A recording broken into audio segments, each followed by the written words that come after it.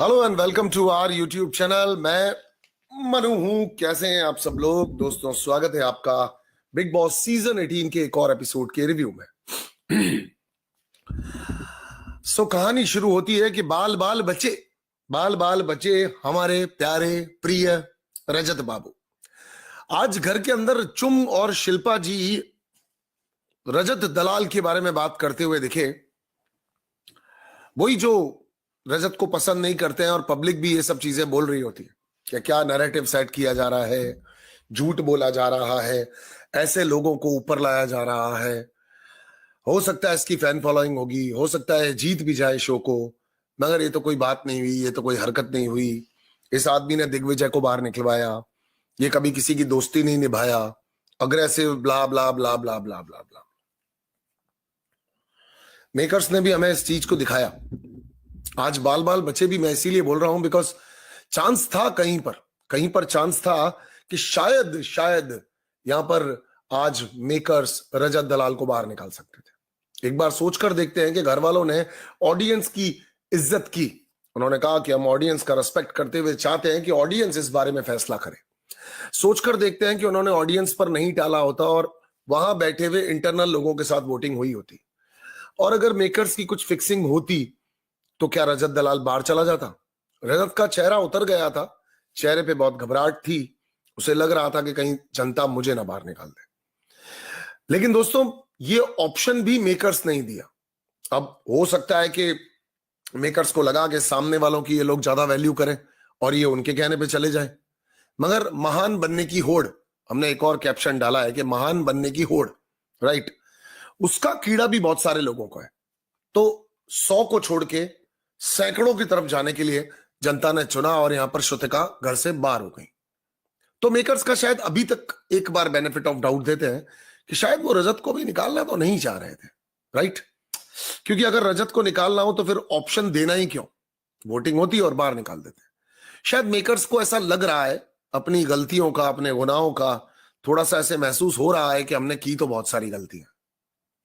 शायद इस वजह से रजत दलाल को बेनिफिट ऑफ डाउट आज मिल गया। रजत के बारे में यहां पर सभी लोग कहते हैं कि उसने समीकरण बहुत बनाए। आज ऑडियंस के बीच में से भी जो मुझे अच्छा नहीं लगा, पर करणवीर कह रहे थे कि अरे समीकरण और आरडी एंजल्स ये ऐसे कैसे बोल रहा है कि सोलो खेला। आप लोगों ने कोई ऑप्शन नहीं छोड़ा था करण उसके पास, इस वजह से वो आरडी एंजल्स का ग्रुप बना रहा था, बिकॉज हमेशा से उसको एक डर लगा हुआ था। ये सिर्फ बात उसके लिए नहीं, सभी लोगों के लिए हमेशा से उसे एक डर लगा हुआ था।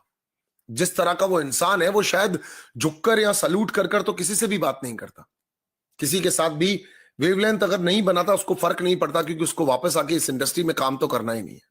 जो मेकर्स के सामने नहीं झुक रहा, बिग बॉस को सामने से पलट के जवाब दे रहा है, जो सलमान सर के सामने भी नहीं झुक रहा, तो इससे ये चीज बहुत क्लियर होती है कि उस बेचारे को मजबूरी में, नॉट सेइंग अगर आपको बेचारा गलत लग रहा हो तो बेचारा काट देता हूं, पर मजबूरी में रजत दलाल को लोगों के साथ में कॉम्प्रोमाइज या सेक्रीफाइस या फिर दोस्तियां करनी पड़ रही होंगी, क्योंकि बिग बॉस के तो सारे गेम ही यहां पर, सारे के सारे गेम ही यहां पर डिपेंड तो इसी चीज के ऊपर करते हैं कि नंबर कितने हैं आपके पास। आप सारे नॉमिनेशंस देख सकते हैं, जितने भी नॉमिनेशंस होते हैं उन सारे नॉमिनेशंस के अंदर यही एक मसला चल रहा होता है कि भैया कौन किसको बाहर निकालेगा, कैसे बाहर निकालेगा, कौन बाहर होने वाला है, कितना मेजोरिटी में लोग साथ हैं, किसके भरोसे कौन जीत सकता है, किसके भरोसे कौन नहीं जीत सकता है। कोई गेम हो, कोई राशन टास्क हो, किसी भी तरह की चीज हो, अगर आपकी टीम मजबूत नहीं है तो आप हालत चाहत की भी देख सकते हैं ना। कुछ भी बनने की होड़ में वो नहीं थी, कुछ भी नहीं कर पाई, राइट? तो मसला तो होता है, राइट, बहुत ज्यादा होता है। आप ये वाला पॉइंट भी देख सकते हैं कि एक तरफ रजत दलाल को जब जब मौका मिला, उसको किसी और ने हेल्प नहीं की, जब जब मौका मिला वो टाइम गॉड बनकर की भी दिखाया, है ना। बिग बॉस के सीजन 18 की हिस्ट्री के 2 सबसे अच्छे टास्क जो हुए होंगे, जो नॉमिनेशंस हुए होंगे, वो रजत दलाल के थ्रू हुए। आज भी बिग बॉस को एक रेफरी की तरह घर में मौजूद, फिजियोथेरेपिस्ट मान लो, रेफरी मान लो, है ना, या किसी का भाई मान लो, जो रिश्ते को हर बार डिच होते हुए भी निभा रहा है, किसी का भाई, यानी ईशा का भाई रजत मान लो। छोड़े भी लड़कियां आरडी एंजल्स जिसको किसी ने एक्सेप्ट नहीं किया, उनके साथ खेल करके मान लो, उनके साथ निभाता हुआ यहां तक पहुंचा। और ये सवाल जो आप लोगों ने आज शिल्पा जी और चुम आपने कहा कि वो दिग्विजय का भी सगा नहीं हुआ, वो कैसे दिग्विजय का सगा नहीं हुआ? फोन कॉल बाहर की बातें मैं अक्सर बोलता हूं कि मेरा मतलब नहीं होता, मैं आज भी ये जानना चाहता हूं कि वो कैसे दिग्विजय का सगा नहीं हुआ। जहां से हम देखते हैं दिग्विजय ने उसको छोड़ा और उसके बाद शायद 1 बार नहीं, 2 बार नहीं, 3 बार नहीं, 4 बार नहीं, 5 बार नहीं, 6 बार नहीं, 7 बार नहीं, मेरे सामने इंसिडेंसेस थे कि उन इंसिडेंसेस के अंदर वो कुछ कह ही नहीं पा रहा था उसको गलत, और दिग्विजय रुक ही नहीं पा रहा था उसको गलत किए बिना, मतलब गलत कहे बिना, सॉरी, किए बिना नहीं। इन दोनों की दोस्ती को तो मेकर्स चाहते ही नहीं थे, इस वजह से मेकर्स ने नहीं पनपने दी इस फ्रेंडशिप को। मेकर्स ने कहां पनपने दी? मेकर्स ने खुद ने कह दिया कि रजत दलाल गॉडफादर है इसलिए यहां पे भिड़ रहा है। वो तो भाग के उसको टाइम गॉड तक बनाया था भाई उसने। तो आप यहां बैठ करके उसके कैरेक्टर एसेसिनेशन कर रहे हैं, वो कितना बुरा, कितना आड़ा टेढ़ा, गलत या सही आदमी था, ये आप लोगों की थोड़ी सी गलती है बॉस। हाँ, आप उससे बात नहीं करोगी बाहर जाने के बाद, शिल्पा जी ये आपकी कॉल है, simply that is your call कि लाइक आप किससे बात करना चाहती है नहीं चाहती है, वो आपकी कॉल है। एक आदमी आपसे 200 बार बात नहीं करना चाहे, उसके बावजूद भी आप उससे बात करना चाहती है, विवेन डेसना के बारे में कह रहा हूं, वो आपकी कॉल है, वो आपकी लाइफ है, आपकी कॉल है, आपको किससे बात करनी है नहीं करनी है। बढ़िया, आप उसको टॉप 5 में नहीं देखना चाहते, वो कंपटीशन है, वो आपका गेम है, आप मत देखना चाहो देखना चाहो फर्क नहीं पड़ता है, राइट।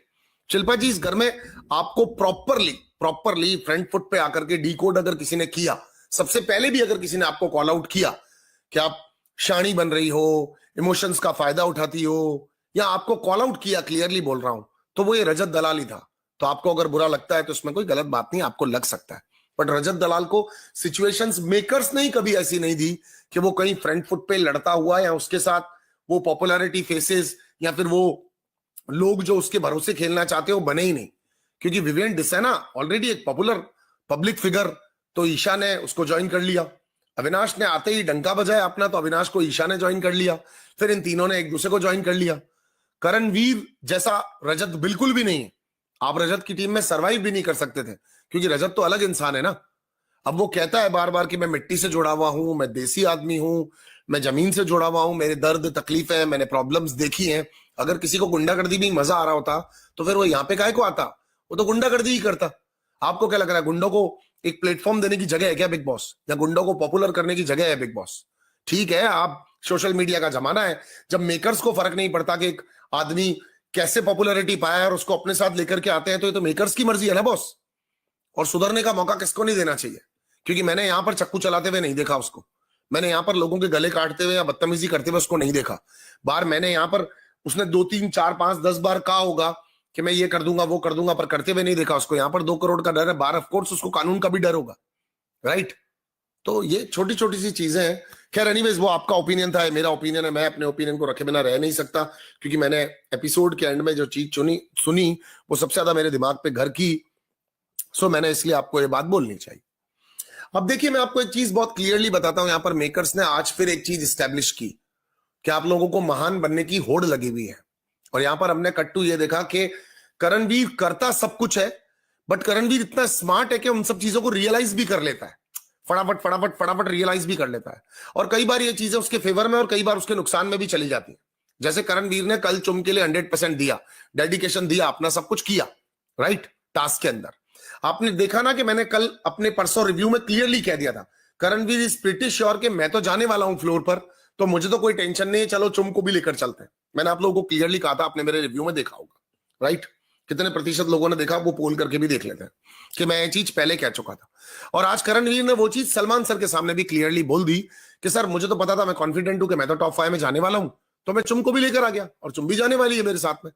लेकिन यही क्लियर थॉट्स के साथ बोलने वाला करणवीर, एक टास्क को भी डेडिकेटेडली पैशन के साथ करने वाला करणवीर, अब क्या होता है ना, इसको कुछ लोग सोचेंगे कि वो बड़बोला है, ओवर